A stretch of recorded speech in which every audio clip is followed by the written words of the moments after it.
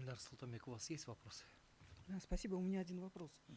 Сидя, можете. Скажите, Сидя. пожалуйста, если вы считаете, что перед законом все равны, в том числе и судьи, с какой целью законодатель именно порядок привлечения к уголовной ответственности судей выделил в отдельную главу? В эту категорию лиц входят не только судьи?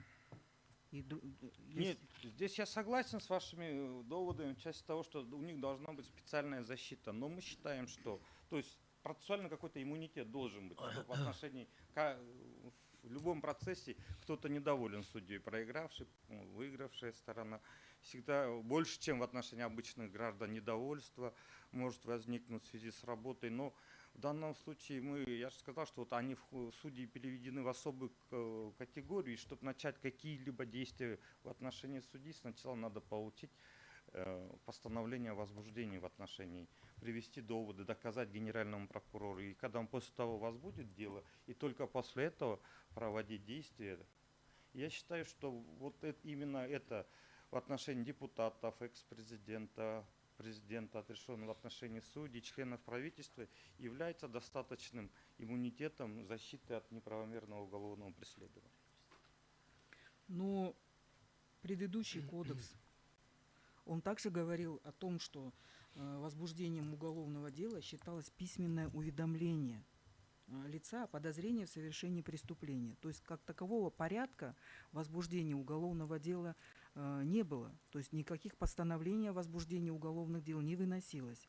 И по действующему законодательству тоже сначала проводится доследственная проверка в рамках досудебного производства, а потом решается вопрос о возбуждении. И только в этот момент подключается генеральный прокурор. Так? Нет, сейчас если поступает заявление, приводили примеры, но я тоже знаю примеры, когда поступало заявление в отношении судьи, следственное управление, кто-то представители ехали к генеральному, доказывали, получали возбуждение. Если в отношении конкретного судьи возбуждали дело, потом проводили задержание, да.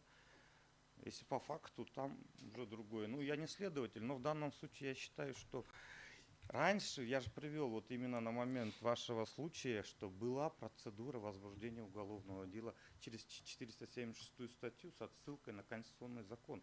То есть они должны были получить решение о возбуждении, постановление о возбуждении уголовного дела за подписью генерального прокурора. Вот отсылка.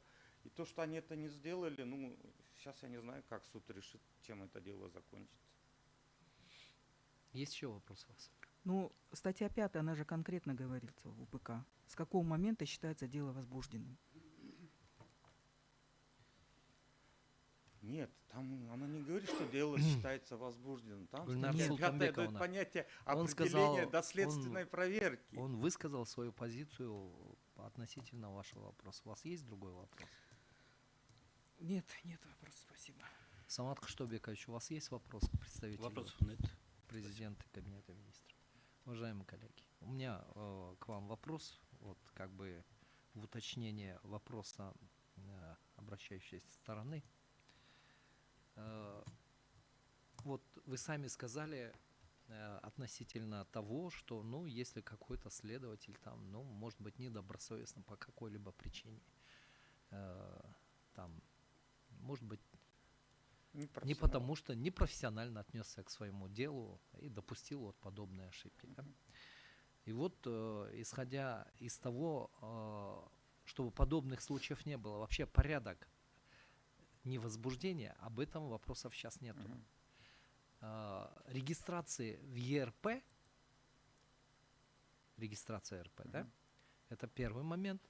И в рамках тех следственных действий, которые допустимы с точки зрения Уголовного процессуального кодекса до возбуждения уголовного дела, может ли эта ситуация каким-то негативным образом повлиять, если это будет применяться, вот, скажем, позволяет ли, вы поняли, да, позволяет ли вот та ситуация, каким образом это отрегулировано, да, вот людям из правоохранительных органов допустить какие-то нарушения в отношении, скажем, принципа независимости судьи. То есть именно вот это, да, то есть то, что после возбуждения вы сказали, она тоже вопросов, в общем-то, особо не поднимала. Она говорит именно то, что случай даже привела, да, что одно и то же заявление попало и в городскую, и в районную прокуратуру, но районная прокуратура зарегистрировала его. Да. Хотя городская прокуратура не стала этого делать, поскольку сказали, это выходит за пределы их полномочий. Ну, Вот если будет вообще, такая вот как исходить из этого? У нас есть Генеральная прокуратура, которая разрабатывает инструкцию, там, как проводить регистрацию. Если в Генеральной прокуратуре будет более подробная инструкция, которая руководствуются следователи, сотрудники правоохранительных органов, что там перечень указать, что-то указать, и что в отношении них должен быть по-другому, ну, один алгоритм действий в отношении других алгоритмов действий. Если это в инструкции Да. будет, я думаю, это не будет таким. Но мы говорим, что кодекс надо читать, то есть мы не должны писать кодексы под непрофессиональных следователей, сотрудников. То есть следователь, если видит, что там речь идет о суде, депутате, ну, перечень, кто входит, они должны автоматически знать и правильно поступать. А в части того, что писать законы под непрофессионализм, недостаточно подготовленность кадров, мне кажется, это не стоит даже. Хорошо. Спасибо, присаживайтесь.